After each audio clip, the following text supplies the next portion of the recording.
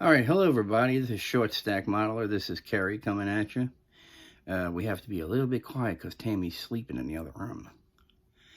So yeah, when we left off last time, we put a little black mark, and we're gonna go back down and look at it.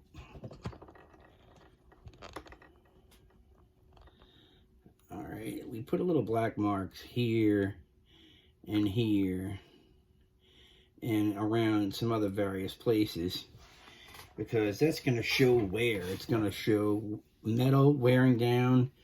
And now we're going to show you metal exposed, how we expose it.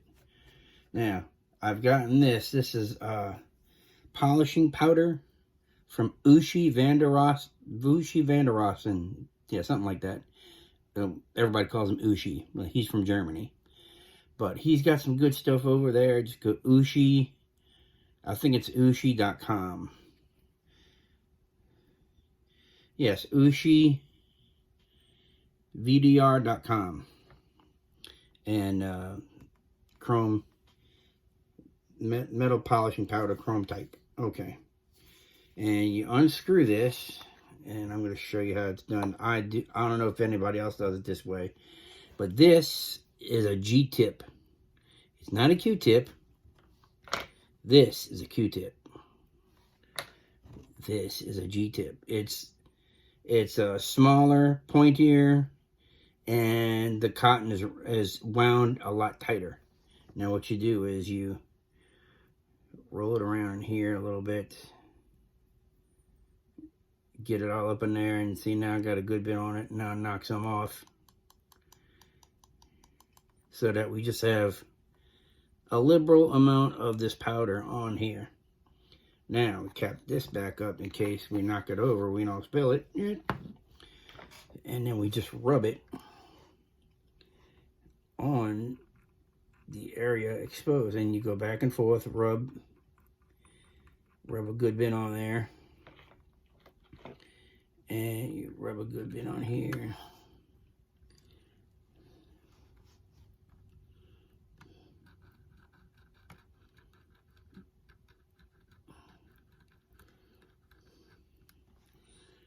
And I don't know if you can see how that just comes alive. It looks like metal is exposed. And right here too, right there, you can see where metal is exposed. It looks really good. And we're going to do this all over where we put our black marks at. And sometimes you'll have to roll it a little bit to get your work done. Okay, here we're going to try and do all of one side at one time, so we don't have to, keep turning it. But we don't want to miss any spots either. We're going to go to the back end, and here's the spun right here. Again, you want to expose the metal a little down here on the end.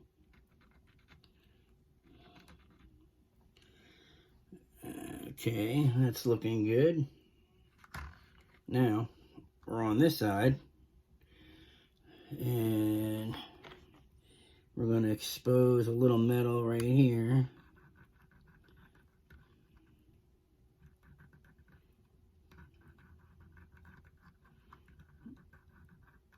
All right, see how I've done that right here. There's a good bit of metal exposed there, and we're gonna, I don't know why this is not staying on. Okay, we're gonna expose some metal here, right there, and there's a little piece right here, and you see the black around it is pretty random. It's not in a straight line. It's not blobby in one area. It's you know, just right. And so we're gonna, that needs to stay right. Okay. All right. Oh, and this piece is a machine gun. I haven't painted it yet, and why, I don't know, but I didn't paint it yet. The original piece broke off. So I had these, which is supposed to be some sort of clamps, some sort of hooks or something. And I cut the end off, and it's relatively the same size as the original machine gun. So I just cut it and glued it on, and it works for me. So sometimes you have to adapt and make things work. And that's what I do. I make things work. Sometimes if you write to the company that you got your model from, like Revell really has good customer relations. They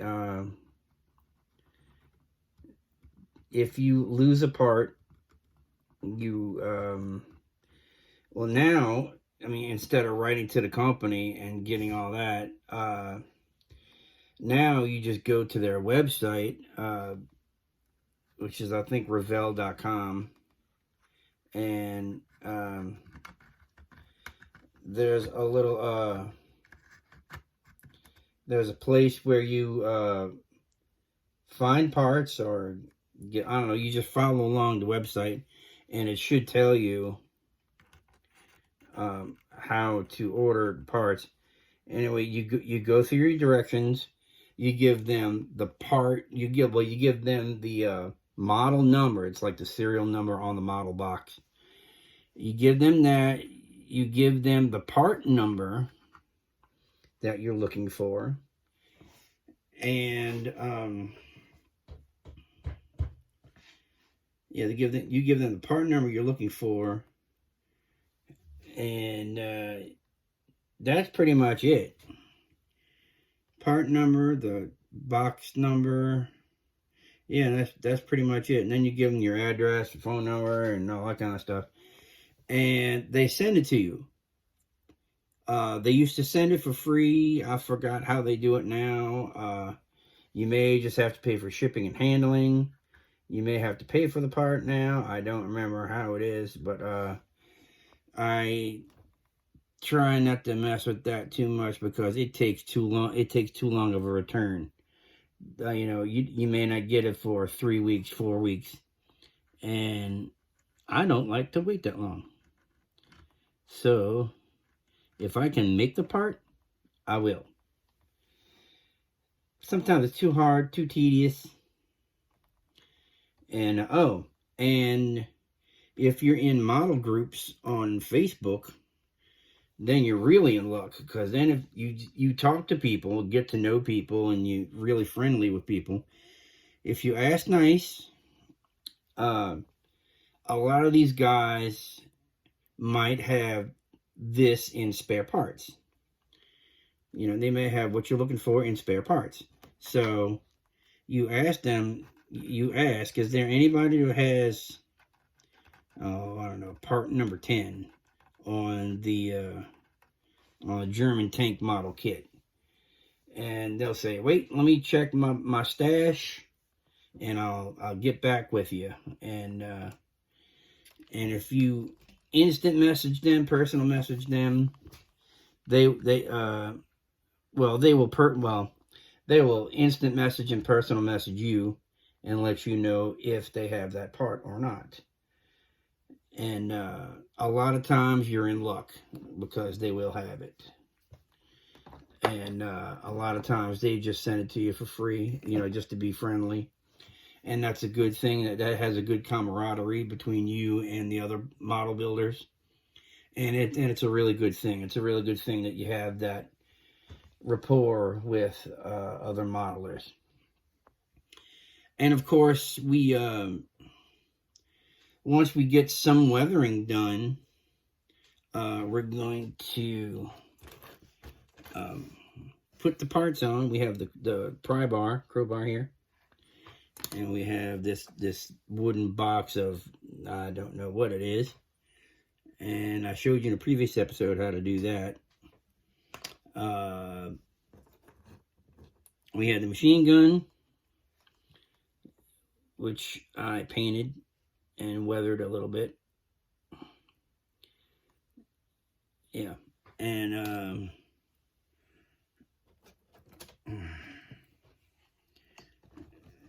then we have, it's getting caught in my electrical wires here. We have my bolt cutters, another pry tool or tire tool, wheel tool, whatever. This is actually the fire extinguisher, a shovel, an axe or hatchet, and this is probably another tire tool. It's either a tire tool or the jack or the crank for the jack. I'm not sure which is which, and I don't know what these S-looking things are. I don't know. I'll have to research it. But that's what that is. And our antenna, we got to get the burrs off of this one. Forgot, I didn't realize I had to do that. And this is the one that we did in the last episode. We got the burrs off of that, and it looks really good. And yeah, we're set to go. We're gonna, I think we'll hit a little bit of weathering right now. We're gonna get out, let's do dark rust. We're gonna do a little of the Abteilung dark rust. And we're gonna put just in a few places, I'm gonna put this in just a few places, and I'm gonna show you how to do that. And really, you don't need a lot of this. This is oil, and it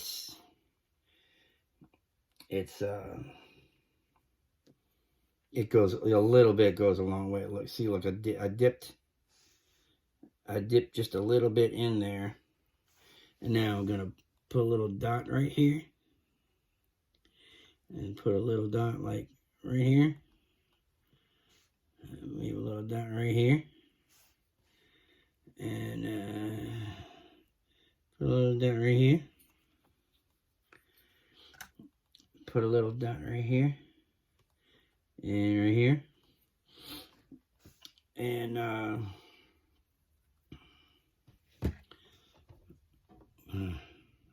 little there, little there, little there, little there, little there, and we're gonna wipe off the rest of it, and we're gonna stick it in here. Have a little bit of rubbing alcohol in there, and that's how we're going to clean our brush. A little bit of rubbing alcohol. Okay. All right, now I've made those little dots. Now you get a this is a fanning brush. I'm gonna fan it, and this is what I'm gonna do. I'm just gonna pull it down.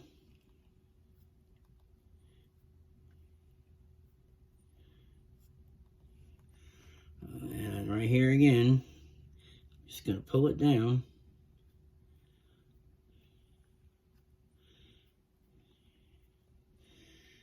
And that looks great. That looks just like cascading rust. And we're gonna do a little there. That was a little hard spot to do it in, but yeah, and we're gonna do a little here. And I'm gonna do a little here.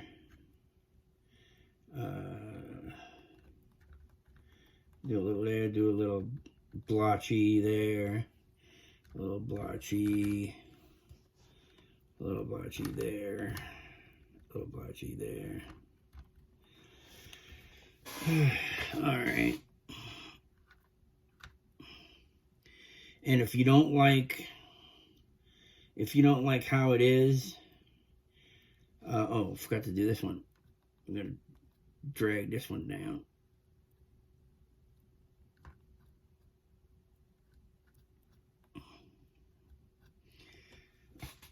And you see, that's still a bit much. So what you do is you can get you some white spirit, or get you some pigment fixer. To me, they work just the same. And you get a little bit of this pigment fixer.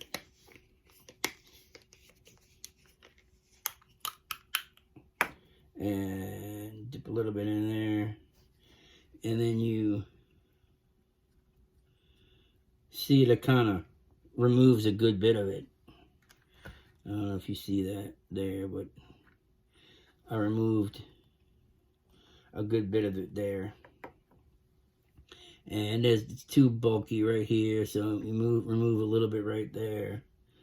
And then what you have is a little wet, a little bit of wet oil now on your brush. And you could dab it in other spots. Well, yeah, now it's just a wet spot, but you kind of spread that out. Spread that out a little bit. And now that looks like sitting rust. And this one is a little too stark. I'm gonna thin that out a little bit. Okay, we did that side, and now we can do this side. Oh, that's all right. Go back with this, and then we're gonna dip a little bit in it. Like I said, you dip a little bit in it, and it doesn't take much, as you can see. It did not take much to make this look good. Now I'm using just a little bit here, just like I did on the other side. But what I might do is go back on the other side and add a little more rust, and to make it look like it's cascading off of the model, you know, cascading off of the tank, as if rain kind of pushed the progression of it, of the rust. And you can work it down, as I'm trying to do here. You know, you can fan it, work it down. And where'd my brush go? Here's my brush. I still got a little bit of that pigment fixer on it. And see, you just, you know, you don't want it too stark. You don't want it to look odd or strange or stupid. So you pull it down and make it look like, yeah, like your rust is coming down. And again, if you have to use the other brush, put a little pigment fixer on it, do that. Right there, right there, right there. Yeah,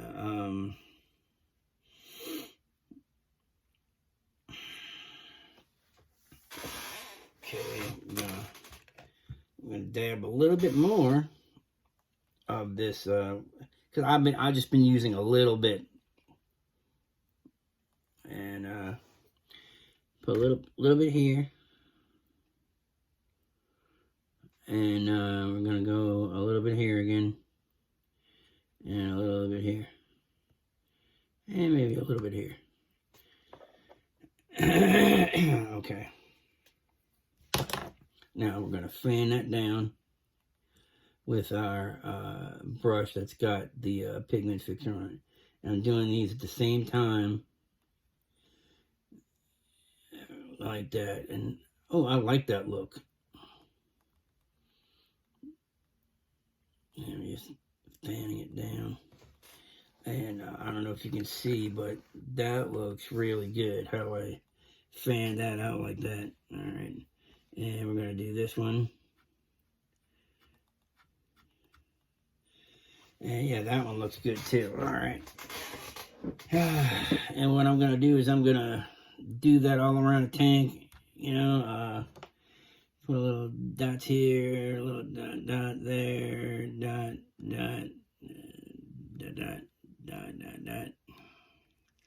and you know, make it look a little busy. And we're gonna work it down.